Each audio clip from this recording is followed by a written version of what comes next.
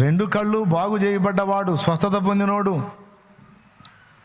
పాపం కళ్ళు అంధకారంలో ఉండగానే ఉమ్మూసి బురద చేసి ఆ బురదని కళ్ళ మీద రాసిపోయి సిలోయమను కోనేట్లో కడుక్కో చూపు వస్తుంది అని చెప్పి పంపించాడు. పాపం కళ్ళు బాగుపడి కళ్ళిచ్చిన యేసయ్యను చూద్దామని వాడు బయలుదేరితే ఈ దరిద్రులు ఏడానిచ్చారు. మన కులం ఏంది, మన మతం ఏంది, మన అదేంది, మన ఇదేంది, యేసు ప్రభు బాగు చేశాడని చెబుతావు. ఆ మాట చెప్పొద్దని పంచాయతీ పెట్టి తీర్పులు తీర్చి వాడి తల్లిదండ్రుల్ని పిలిపించి నానా యాగి చేసి రబ్బసా చేసి, ఒరే మీరు ఏమన్నా చేద్దురు కానిరా, నాకు స్వస్థత కలిగించిన వాడిని చూడాలనుకుంటున్నాను, ఆయన చూసిన తర్వాత మీరు నన్ను చంపినా పర్వాలేదు, నన్ను పోనీయండి రా అని వాడు మొత్తుకుంటాడు. వీళ్ళు పోనీరు. చివరికి బాధ. కళ్ళైతే వచ్చినాయి కానీ ఊరొదిలేసింది స్వస్థపరిచిన ప్రభు నాకు కనపడకుండా పోయాడు, అయ్యో దేవా అని వాడు బాధపడతా ఉంటే వాడి హృదయం ఎరిగిన నా ప్రభు మళ్ళా దర్శిస్తాడు అని. ఆ బోధకుడు వాని దగ్గరకు వస్తుంటే, ఎవరివయ్యా నువ్వు, నన్ను వెలివేశారు తెలియదా నీకు,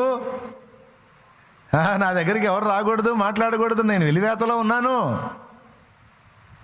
అది సరేలే కానీ నిన్ను స్వస్థపరచిన వానిని, నీ కళ్ళు తెరచిన వానిని నీవు ఎరుగుదువా అని అడిగాడు. ఆయన గురించే బాధపడుతున్నానయ్యా, గుంట ఏదో తెలియదు, మెరకేదో తెలియదు, గేదొస్తుందో తెలియదు, ఏ పశువు వస్తుందో తెలియదు, ఆఖరికి తినే కంచంలో ఏముందో కూడా తెలియదు.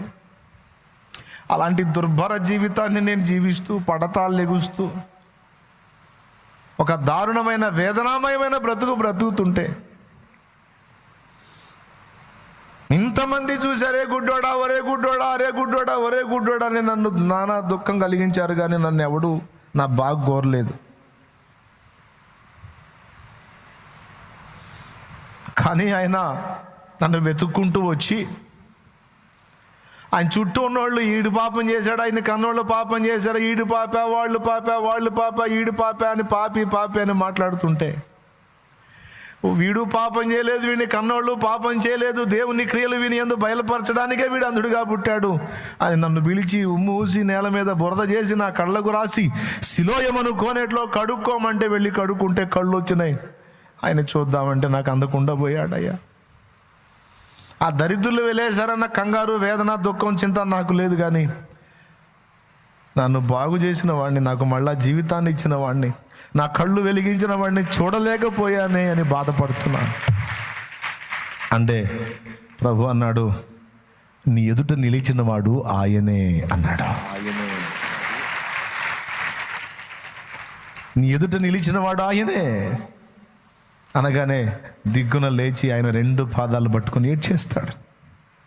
ప్రభువా నువ్వేనా, ఈ జన్మకి ఇది జాలయ్యా, నేను చూడగలిగా, దుర్భరమైన జీవితం నుంచి నన్ను విడిపించు. నా భౌతిక నేత్రాలే కాదు, నా మనోనేత్రాలు కూడా వెలిగించా. ప్రభువా నా కోసం వచ్చావా, నా కోసం తిరిగావా తండ్రి, మళ్ళీ వెనక్కి తిరిగి వచ్చావా అయ్యా, నా కోసం వచ్చావా అని వాడు ఏడుస్తాడండి. యోహాను సువార్త 9 చదవండి మీరు ఇంటికి.